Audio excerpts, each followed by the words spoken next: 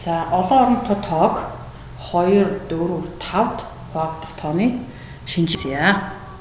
За хуваах үйлдэлийн гол зорилго болохоор альва тоог 2, 4, 5, 10, 25, 100-д хуваагдах шинжийг мэддэг байх ёстой. За мөн хуваах үйлдэлийн аль болох чэйжээр хуваах үйлдэлийг суралцах хэрэгтэй.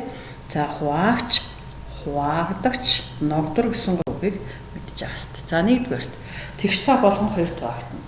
Сүүлийн 2 оронгоос тогтсон тоо болгон 4-т хуваагдчих байвал уул тоо болохоор 4-т хуваагдана. За 3-т нь тэг буюу 5-аар төгссөн тоо бүхэн 5-д хуваагддаг. 4-т нь тэг буюу тэгээр төгссөн тоо болгон 10-д хуваагддаг гэдгийг танилцгаая. За дасгал 1. За энэ А 192 768 3072 12288 гэсэн энэ дарааллын өгөгдсөн тоонуудын зөв тогтлыг ажиглаад дараагийн 3 тоо болно. За мөн ямар ч чанар агуулсан тоо бичснээ сайн ажиглаж дэвтэртээ бичээ. За дасгал 2. 1, 2, 3, 4, 5, 6 цифруудыг ашиглаад цифр давтагдахгүй Ад нь 2-т хуваагдах 2 оронтой тоо бичиж. За жишээ 12, 32, 42, 52, 62, 14, 24, 54, 64, 16, 26, 36, 46 гэх мэт 2, 4, 6-аар төгссөн тоонууд байна. За энэ үйлдэлийг болохоор бид нэр модны загвар ашиглаад бодож сурсан байх ёстой. За та нар Б-д нь 2-т хуваагдах 3 оронтой тоог бичнэ. За дараагийн ажил. За дараах тоо бүхэн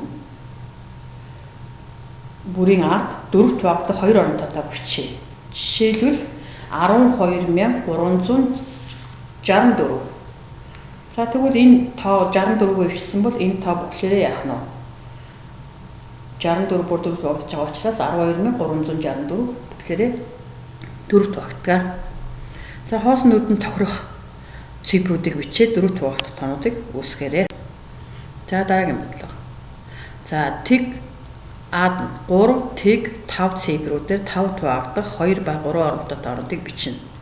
За мөн 88 5 4 цифруудээр 5-д хуваагдах 2 ба 3 оронтой тоонуудыг бичээрэй. За 5-д хуваагдах тооны шинжийг санах хэрэгтэй. 0 буюу 5-аар төгссөн тоо бүхэн 5 хуваагдана. За дараа 2, 4, 10-т зэрэг хуваагддаг тоо 2-ыг олж бичье. За Б-д нь 5, 4, 10-т зэрэг хуваагддаг тоо 2-ыг бичээрэй. За дараагийн бодлого. Ижил өсгтэй ижил цифрыг агуулдаг бол 4-т хуваагдах тоонуудыг бичээрэй. Жишээлбэл 23-ийн ардтал А гэсэн тоо байна. Жишээлбэл 2300. Өөрөөр хэлбэл А гэдэг бол ижил өсөг бол ижил цифрыг агуулж идэг. За энийг өөрсдөө цааш нь бичнэ. За ингээд цааш нь энэ дараагийн бодлогуудыг бодоорой. За мөн та бүхэн дурын радиустай тойрог зуръя. Тойрогоо 4 тэнцвэсэг хуваая. 4 цэг дээр оройтой квадрат байгуул. За байгуулсан квадратаа 4 тэнцвэсэг туваана. Гэх мэт энэ үйлдэлийг давтан хийнэ.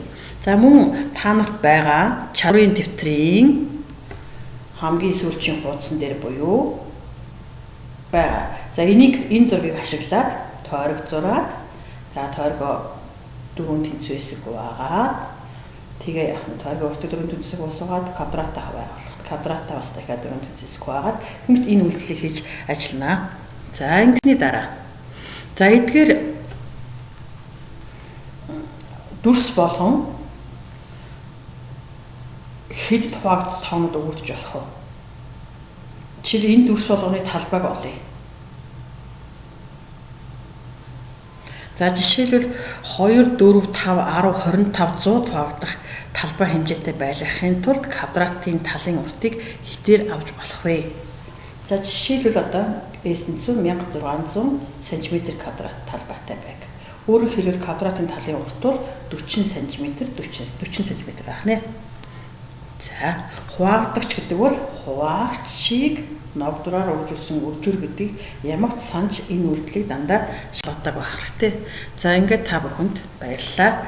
За, энэ чадварын дэвтэр дээр хуудсан дээр та нар энэ зураг байгаа. Өөрөөсөө олоод даалгаврыг 2020 оны 3 сарын 21 дотор отгоо доогоорж байгаа Match.com хаягаар илгээгээрэй.